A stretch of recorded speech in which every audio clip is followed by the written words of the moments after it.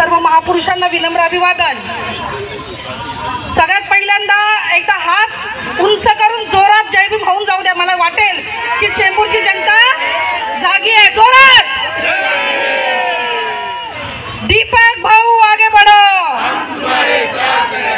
पैसे घेऊन आलेली गर्दी आहे काही इमानदारीचे?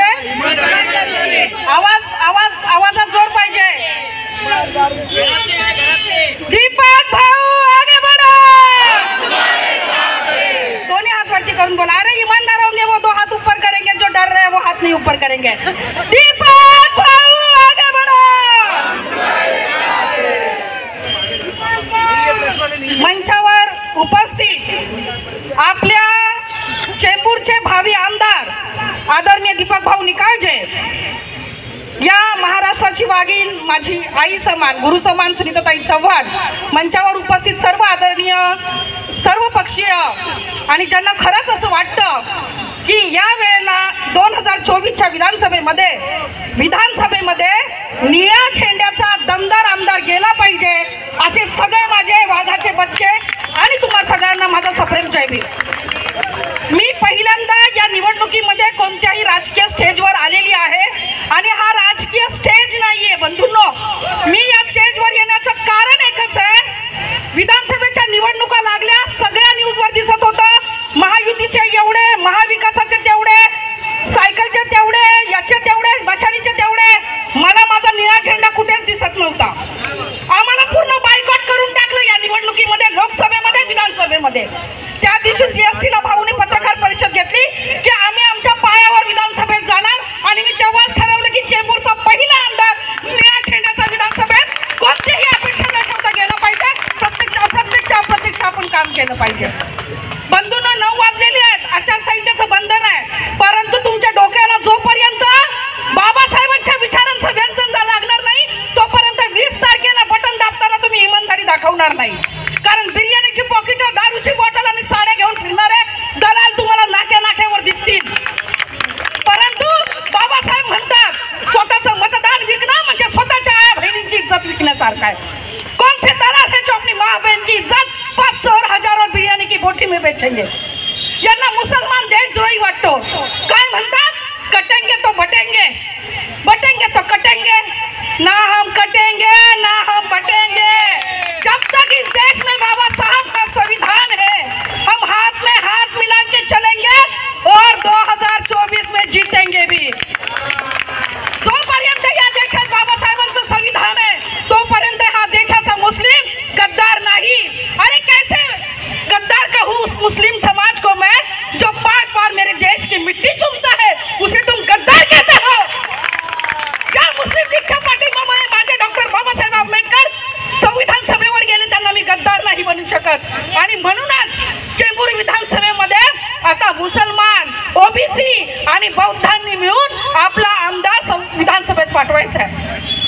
दीपक भाऊला पाठवणं म्हणजे फक्त दीपक भाऊला पाठवणं नाही, तर या विधानसभेला बहिष्कृत झालेला निळा झेंडा विधानसभेत पाठवणार आहे। त्या बहिष्कृत झालेल्या निळा झेंड्याला सन्मानाची वागणूक विधानसभेत मिळेल। मला माहिती आहे तुम्हाला आपली फार गरिबी आहे, आपण फार लाचार असतो, 2 तास याचा झेंडा 2 तास त्याचा झेंडा घेतो, आपल्या भगिनींना रोजगार नसतो। परंतु बंधूंनो, भगिनींनो, मावल्यांनो, माझ्या 2000-4000साठी बकरा आणि कोंबडं विकत घेणारे लोक आपल्याला बकऱ्या कोंबड्याच्या भावाने विकत घेतात। आपण बकऱ्या कोंबड्या नाही आहोत। बकऱ्याचं 1 किलो मटण 500 रुपयाला मिळतं, कोंबडीचं 1 किलो मटण किती रुपयाला मिळतं? 200 रुपयाला। किती वेळात संपवता? 15 मिनिटात, 1 तासात खाऊन फडशा पडतो। तुम्हाला एका मतदानाचे देतात 500 रुपये, 2000 रुपये किती देत असतील? 5 वर्षासाठी देतात, म्हणजे एका दिवसाची किंमत 0.53 तुमची लागते, जिवंत हाडा मासाची किंमत। बघा, तुम्ही विचार करा की तुम्ही कोंबड्या बकऱ्याच्या सुद्धा किमतीचे नाही आहात। आणि बाबासाहेब तर म्हणतात आपण भेड बकरीचे औलाद नाही आहोत, आपण वाघाचे छावे आहोत।